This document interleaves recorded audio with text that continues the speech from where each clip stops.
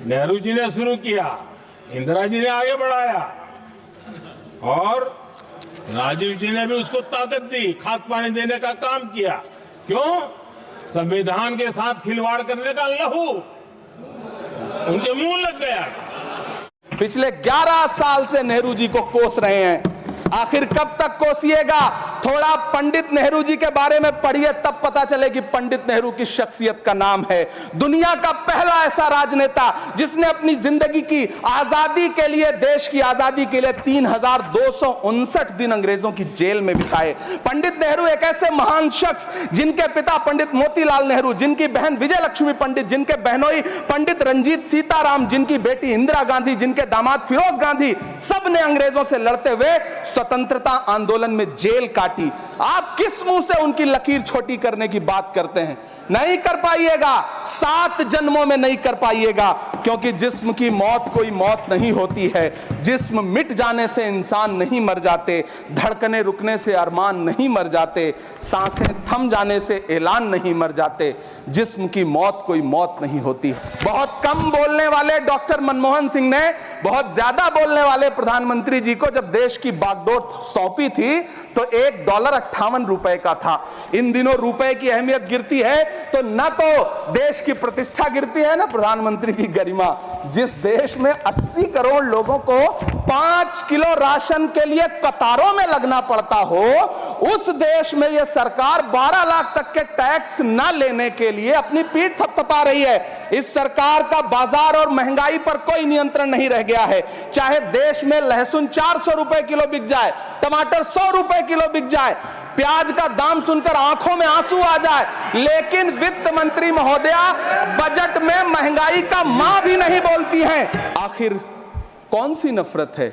ये मुल्क हमारा भी है, इस मुल्क की मिट्टी में हमारा भी खून पसीना शामिल है। हमसे इतनी भी क्या नफरत? रिश्तों की ये नाजुक डोरें तोड़ी थोड़ी जाती हैं, अपनी आंखें दुखती हो तो फोड़ी थोड़ी जाती हैं। सभापति महोदय, मैं तो वित्त मंत्री जी से पूछना चाहता हूं आपके माध्यम से कि शायद आपको पता ही नहीं है कि गृहस्थी चलाने वाली एक गृहिणी की मुश्किलें क्या क्या होती हैं। आपने कभी सोचा भी नहीं होगा कि जब वो किचन में सब्जी बनाने के लिए कढ़ाई में तेल डालती है तो उसके साथ उसके आंसू भी गिरते हैं। सभापति महोदय, शायद उन्हें पता भी ना हो कि एक छोटी सी गाड़ी और एक छोटे से फ्लैट का EMI भरने के बाद इस देश का एक गरीब इंसान जब अपने बच्चों की फीस भरने के बारे में सोचता है तो उसे कितनी खुशियों का गला घोंटना पड़ता है। शायद उनको पता भी नहीं है कि फसल बेच करके बिटिया की शादी का सपना सजाने वाला किसान जब अपनी फसल बर्बाद देखता है तो कितनी रातें सो भी नहीं पाता है। सभापति महोदय, शायद वो कभी इस पीड़ा को समझ ही नहीं पाएंगी कि परिवार के किसी एक सदस्य को कैंसर जैसी बीमारी हो जाए तो घर और जमीनें गिरवी रख उठती हैं, लेकिन इलाज नहीं हो पाता। हुकूमत इस कदर आवाम पर एहसान करती है, ये आंखें छीनती है और चश्मे दान करती है। सभापति महोदय, महाराष्ट्र का भिवंडी हो, मालेगांव हो, इचल करंजी हो, यूपी का बनारस हो, मुआयमा हो, मुबारकपुर हो, रांची का छोटा नागपुर हो, बिहार का भागलपुर हो, हर जगह बुनकरों की उम्मीदें तोड़ रही हैं, लेकिन इस सरकार के पास उनके लिए कुछ भी नहीं है। मुरादाबाद का पीतल उद्योग, कानपुर का चमड़ा उद्योग, सहारनपुर का लकड़ी उद्योग, फिरोजाबाद का चूड़ी उद्योग, अलीगढ़ का ताला उद्योग, सब सरकारी प्लानिंग से तबाह हो रहे हैं।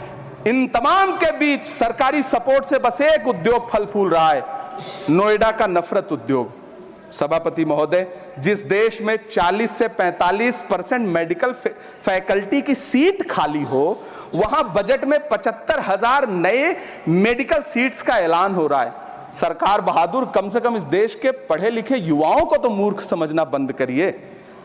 वो अब तिजारती पहलू निकाल लेता है। पहले 7500 मेडिकल सीट्स बाद में बनाइएगा, पहले जो एम्स में 2161 पद खाली पड़े हैं उनको तो भर दीजिए।